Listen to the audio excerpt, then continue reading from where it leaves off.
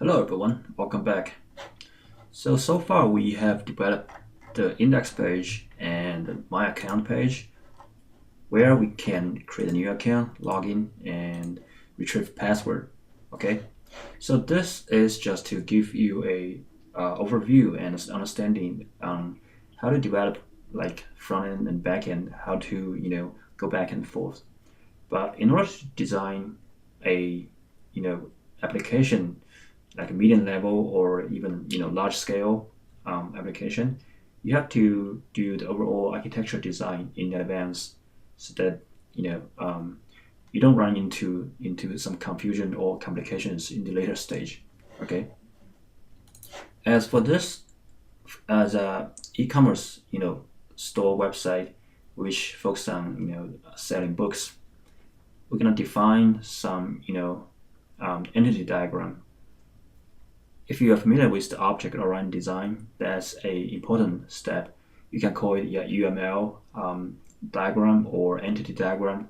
Basically, it's used to identify whatever the models, entity models within the business scope, and understand the relationship between each entity, and potentially to know how the flow will go.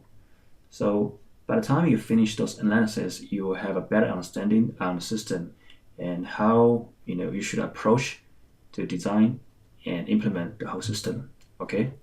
So first of all, let's try to draw some diagram from scratch. I'm going to just use a tool called diagram. This is just an online drawing tool. So I'm going to create a new diagram, software design, and choose this blue one.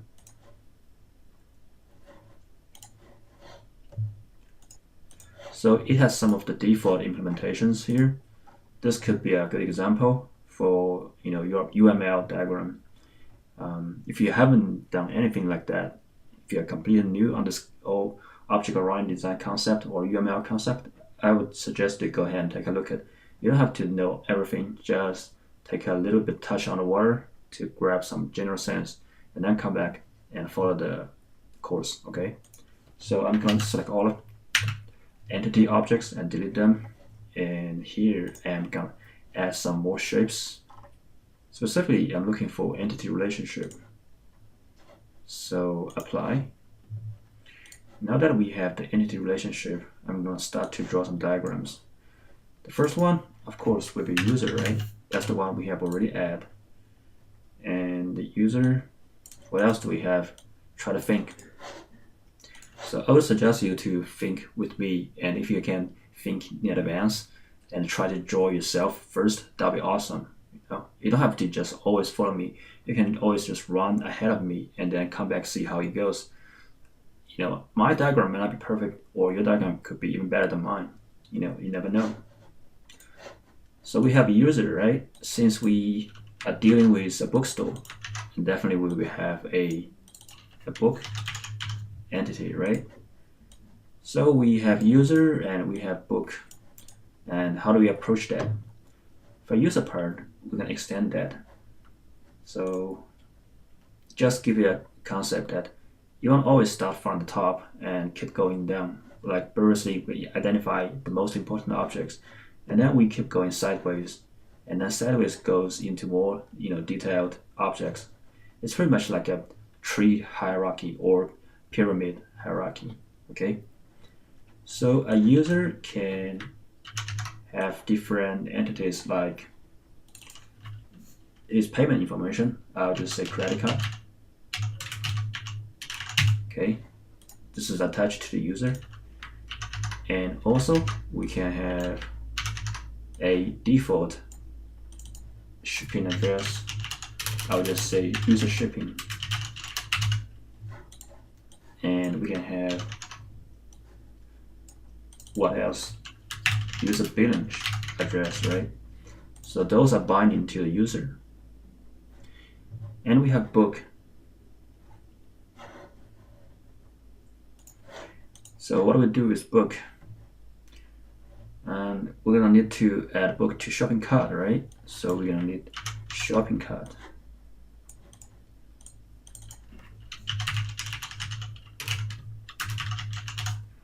And how do we maintain the logic behind adding book to shopping cart? Should we just directly maintain a relationship between book and shopping cart? Or something in between? We don't know yet. Let's just try to find more entity. So shopping cart can become an order, right? You might disagree with me. That's totally fine. I'm just showing you what I understand on this e-commerce business, okay? And we have shipping address associated with the order, billing address associated with the order, and of course we need payment.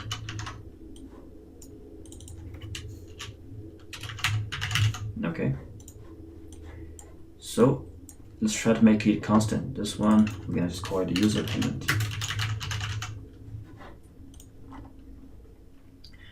And what else entity do we have?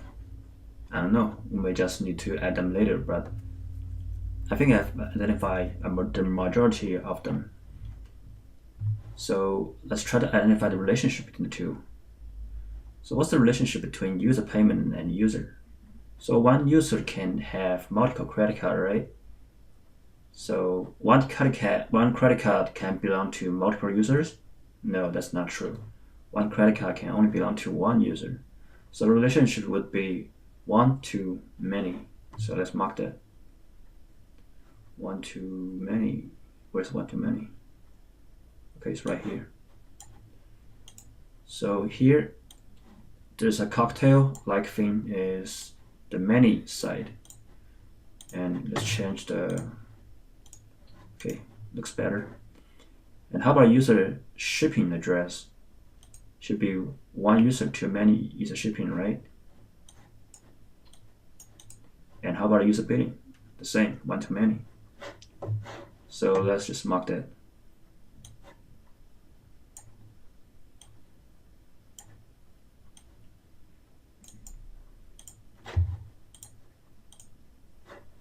And this one as well.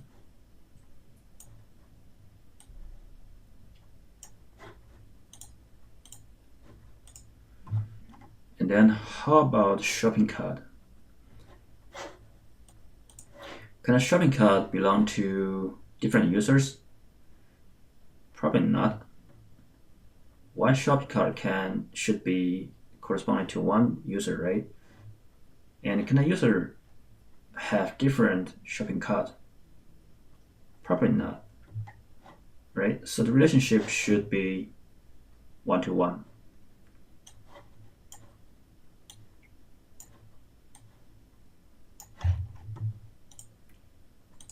Okay. And in order to implement this one-to-one relationship, we can simply initialize this shopping cart and bind it to the user by the moment we create the user the first time. Okay. And after that, let's see, can we just directly hook the book with the shopping cart? That is to say, within the shopping cart, we have the reference to books, and we record how many numbers of each book. That's kind of like difficult to track there, right? At least for each book, we have different quantities. How do you maintain that in one shopping cart? That's gonna be difficult. So we might need something in between to ease this lumped relationship. So we're gonna add a cart item in this case.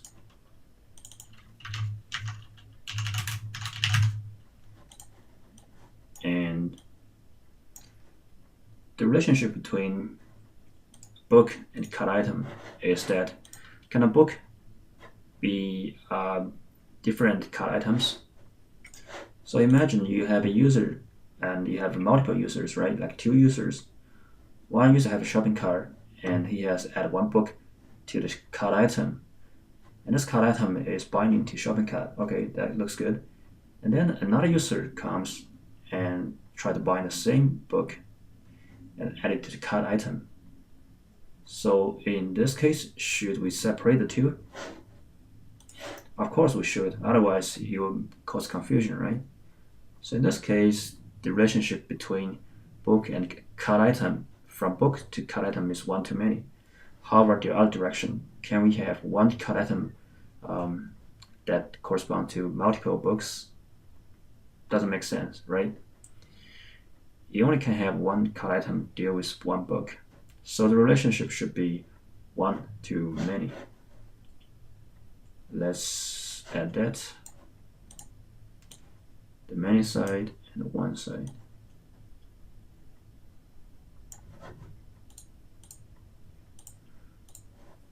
Okay. And how about shopping cart and cart item? You can pretty much just tell me, right? Can a shopping cart have multiple cart items? Of course it can. Can one cart item belong to different shopping cart? This could be a little tricky. Think about it.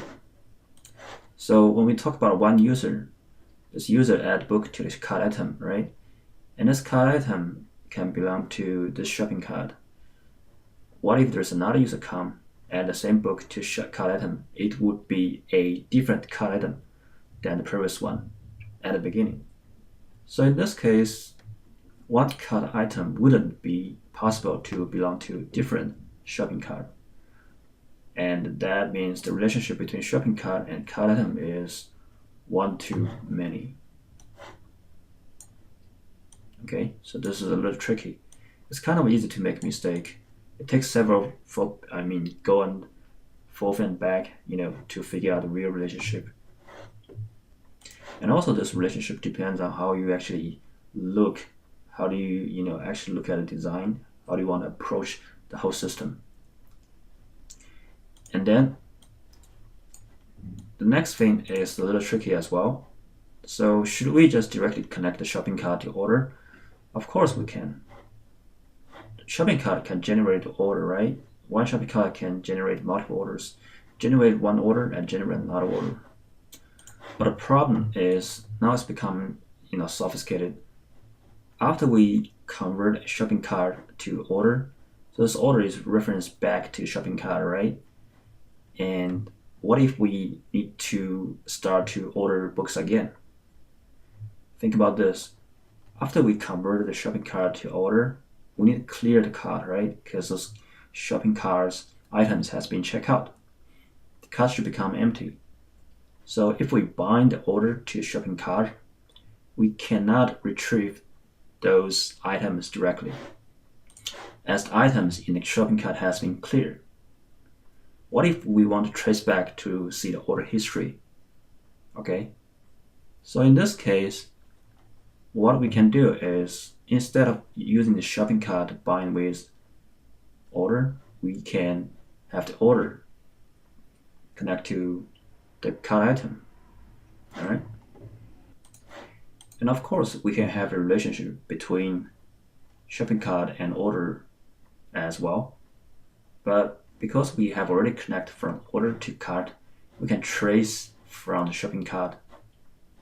Trace to the shopping cart from the cart item, okay? But I don't, prevent you from doing what you think is reasonable. But for now, let's try to figure out a relationship between order and cart item. So can one cart item belongs to multiple order? It's possible, but I wouldn't suggest to do that from my view. That's because once you have the cart item checked out, right, it wouldn't be a valid cart item anymore, even though we will keep the record, but it's not going to be a cart item anymore. So a better way is just to have another entity, say archive. So whatever order or cart item, we just put in archive. Okay, so that's going to be traced back to order, and there's a relation between the archive and cart item. But I haven't done that in this project. What I did is directly find a relationship between order and cart item. So I would say one cart item can belong to only one order, but can one order has multiple cart item? Of course you can, right? So the relationship would be one too many. Again.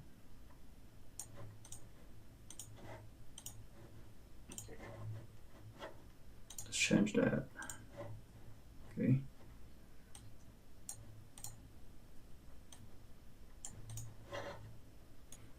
And after that, we have the order, shipping address, billing address, payment. That should be pretty straightforward, right? Everything should be one-to-one. One order has one shipping address, and one order has one billing address, and one order has one payment.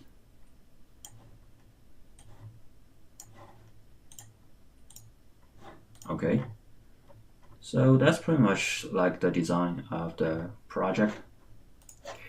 And if you want to add more stuff, I would encourage you to do that. If you want to add more functionality, you can definitely do that. But for now, let's just finish this first. And later, if you want to enhance the project, you can just try to do it yourself. All right. So let's just save it and change the title to ERD for bookstore.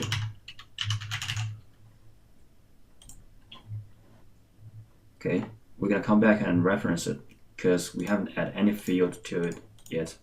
But that's pretty much for this lesson. We'll continue the next one. See you guys.